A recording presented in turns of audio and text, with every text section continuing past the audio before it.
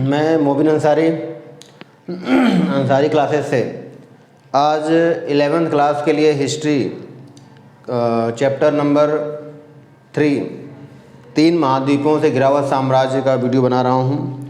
इससे पहले हम लोग इसका फर्स्ट पार्ट बना चुके थे, जिसमें मैंने बताया था कि रोमन साम्राज्य कौन कौन से महाद्वीपों से घिरा था।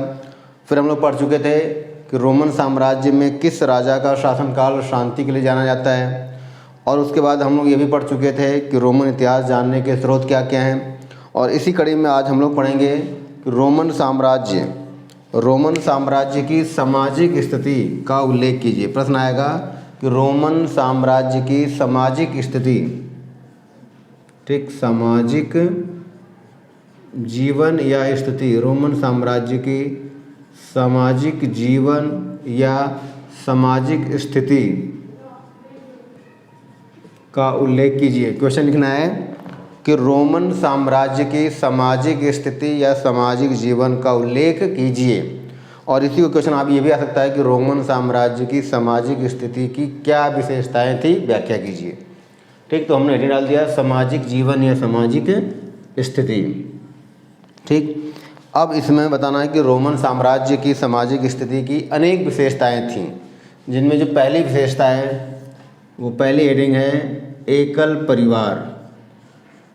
एकल परिवार, ठीक, तो सामाजिक स्थिति में या सामाजिक जीवन में हमें फर्स्ट पॉइंट क्या जानना है, एकल परिवार। अब एकल परिवार में बताना है कि रोमन साम्राज्य में एकल परिवार व्यवस्था थी। रोमन समाज में क्या थी, एकल परिवार प्रणाली या व्यवस्था थी, जिसमें माता पिता और बच्चे साथ रहते थे।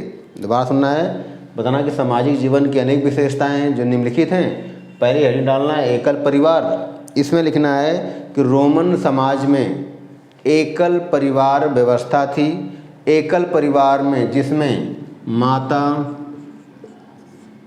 पिता और बच्चे साथ रहते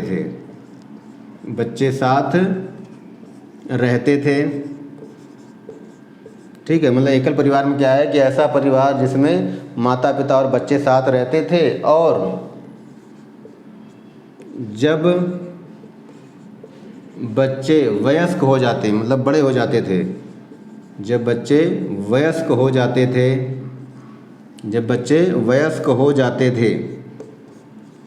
थे तो वे परिवार से अलग रहते थे। ठीक, वे परिवार से अलग रहते थे। ठीक, अलग रहते थे। तो ये पहला पॉइंट हो गया कि रोमन समाज का जो पहली विशेषता है समाज की, वो है एकल परिवार। तो इसमें बताना है कि रोमन समाज में एकल परिवार व्यवस्था थी, जिसमें माता पिता और बच्चे साथ रहते थे। जब बच्चे बड़े हो जाते तब वो परिवार से अलग हो जाते थे। ये फर्स्ट पॉइंट। दूसरी हमें हेडिंग जानना है कि रोमन समाज में विवाह की उम्र बताना है। दूसरी हेडिंग है विवाह। तो रोमन समाज में विवाह की उम्र प्रायः निश्चित थी। विवाह की उम्र क्या थी, निश्चित थी। पुरुषों और महिलाओं, ठीक, पुरुषों और महिलाओं के विवाह की उम्र निश्चित थी। बताना है कि रोमन समाज में प्रायः विवाह की उम्र निश्चित थी। पुरुषों का विवाह प्रायः 28 से 29 एवं 30 से 32 वर्ष की अवस्था में होते थे। बताना है कि पुरुषों का विवाह प्रायः, मतलब ज़्यादातर 28 से 29 वर्ष की अवस्था में या 30 से 32, अर्थात इन्हीं बीच में पुरुषों का विवाह होता था। और महिलाओं की विवाह की जो उम्र थी वह 16 से 18 वर्ष, ठीक, एवं 22 से 23 वर्ष। ठीक है, तो ऐसे बता देना पूरा कि रोमन समाज में पुरुषों की विवाह की उम्र 28 से 29, 30 से 32 के बीच होती थी, जबकि महिलाओं का विवाह 16 से 18 एवं 22 से 23 वर्ष के बीच होती थी। ये तो हो गया विवाह। तीसरी हेडिंग हमें जानना है, ये दूसरी हेडिंग हो गई। तीसरा है कि रोमन समाज में रोमन समाज में तलाक की प्रक्रिया बहुत सरल थी। तलाक मतलब संधि विच्छेद, मतलब संबंध का अलग हो जाना। तो रोमन समाज में तलाक की प्रक्रिया बहुत ही सरल थी। पति और पत्नी दोनों एक दूसरे को मात्र सूचना देने से ही उनका तलाक हो जाता था। दोबारा जानना है कि रोमन समाज में तलाक की प्रक्रिया बहुत ही सरल थी। पति या पत्नी दोनों में से कोई भी किसी को भी मात्र सूचना देकर तलाक ले सकता था। दोबारा जानना है, उसको अपने लिखना है कि रोमन समाज में तलाक की प्रक्रिया बहुत ही सरल थी। पति या पत्नी दोनों में से कोई भी सूचना मात्र देकर तलाक प्राप्त कर सकता था। ये तीसरी हेडिंग हो गई। चौथी हेडिंग हमें बताना है, चौथा है संपत्ति का अधिकार या संपत्ति पर अधिकार। ठीक है, संपत्ति पर अधिकार। अब इसमें ये जानना है संपत्ति पर अधिकार में कि रोमन समाज में प्रायः पैतृक संपत्ति पर, रोमन समाज में प्रायः पैतृक मतलब पिता की संपत्ति पर पुत्रियों का अधिकार होता था। पुत्रियों का अधिकार होता था। दोबारा सुनना है कि रोमन समाज में पैतृक संपत्ति पर पुत्रियों का अधिकार होता था। पुत्रियों का अधिकार होता था और पिता के मृत्यु के बाद उसकी सारी संपत्ति की मालकिन पुत्री होती थी। दोबारा जानना है, हेडिंग है संपत्ति पर अधिकार। बताना है कि रोमन समाज में पैतृक संपत्ति पर अर्थात पिता की संपत्ति पर पुत्रियों का अधिकार होता था और पिता के मरने के बाद उनकी संपत्ति की उत्तराधिकारी या मालकिन उनकी पुत्री होती थी। इसी में एक पॉइंट और जान लेना है कि विवाह के समय जो कन्या को जो धन मिलता था वो अपने पति को हस्तांतरित नहीं करती, अर्थात वो अपने पति को अपना जो विवाह में जो भी धन मिलता था अपने पति को ट्रांसफ़र नहीं करती। हस्तांतरित मतलब कि पति को नहीं देती थी। तो कितने पॉइंट हो गए? 4 पॉइंट हो गए। एकल परिवार, विवाह, तलाक, संपत्ति पर अधिकार। इसके अलावा हमें जानना है कि रोमन समाज में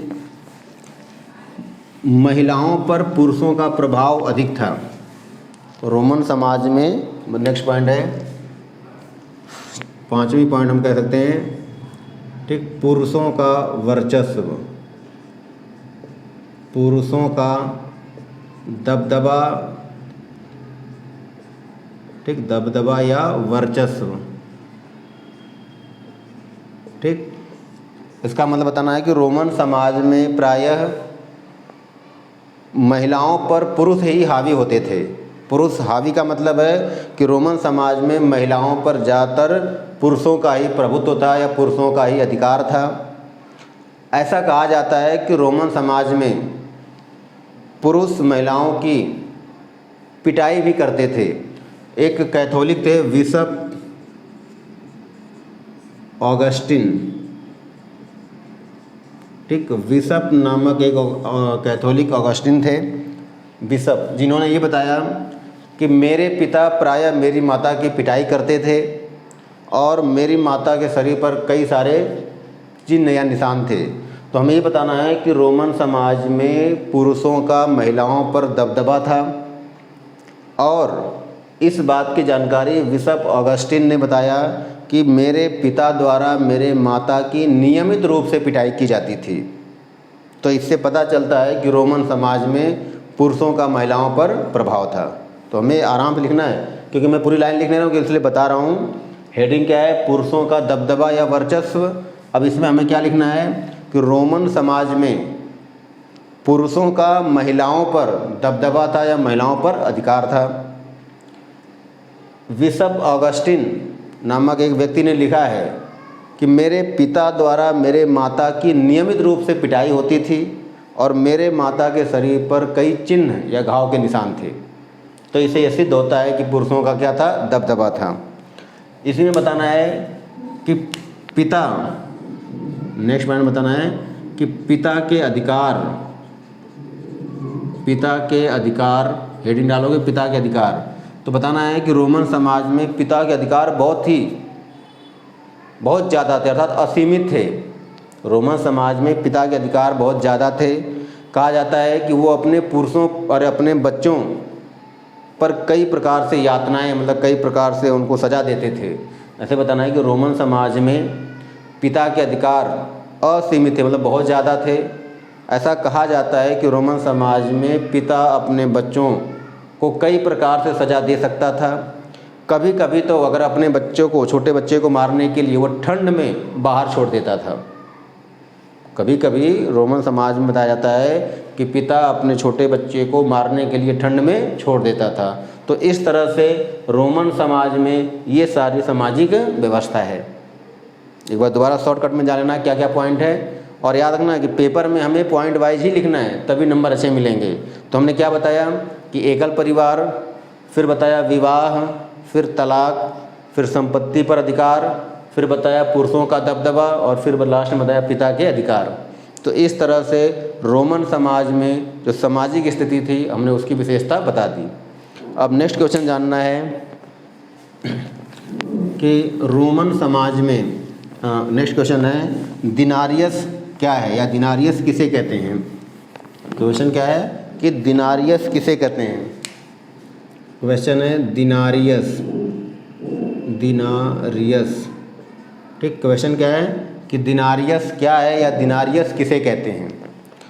ठीक है, जानना है कि रोमन समाज में, जानना है कि रोम समाज में या रोम में चांदी का एक सिक्का था। ठीक, रोमन समाज में चांदी का एक सिक्का था जिसे क्या कहा गया, दिनारियस। तो रोमन साम्राज्य में चांदी के सिक्के को दिनारियस कहा गया, जिसका वजन 4.5 ग्राम। ठीक, तो ऐसे बताना है कि रोमन समाज में चांदी का एक सिक्का होता था जिसे दिनारियस कहा जाता था, जिसका वजन 4.5 ग्राम विशुद्ध चांदी, मतलब प्योर चांदी था, उसमें मिलावट नहीं था। तो 2 पॉइंट में यहाँ से लिखना है कि दिनारियस क्या है, तो रोमन साम्राज्य में चांदी का एक सिक्का था जिसका वजन कितना था, तो 4.5 ग्राम विशुद्ध चांदी का। यहीं पर दूसरा क्वेश्चन आता है सॉलिडस। ठीक, सॉलिडस क्या है, क्वेश्चन क्या है, सॉलिडस क्या है। तो ये दिनारियस का उल्टा है, तो हमें बताना है कि सॉलिडस रोमन साम्राज्य में सोने का एक सिक्का था। रोमन साम्राज्य में सोने का क्या था, एक सिक्का था, सोने का एक सिक्का था। ठीक है, जिसका वजन कितना था, तो 4.5 ग्राम, ठीक, सोने का। तो हमें बताना है कि रोमन साम्राज्य में जो सोने का एक सिक्का प्राप्त हुआ है, जो सोने का सिक्का मिला, उसे सॉलिडस कहा गया और इसका वजन 4.5 ग्राम था। तो याद रखना है कि सिक्का तो दोनों है, दिनारियस चांदी का सिक्का है जबकि सॉलिडस सोने का है, और वजन दोनों का एक समान है। तो इस तरह से हमने दिनारियस और सॉलिडस क्या है ये भी पढ़ लिया। अब इसके बाद हमें पढ़ना है कि रोमन साम्राज्य के 3 प्रमुख खिलाड़ी या 3 प्रमुख संस्था कौन कौन है। क्वेश्चन है कि रोमन साम्राज्य के 3 प्रमुख खिलाड़ी, क्वेश्चन क्या है, रोमन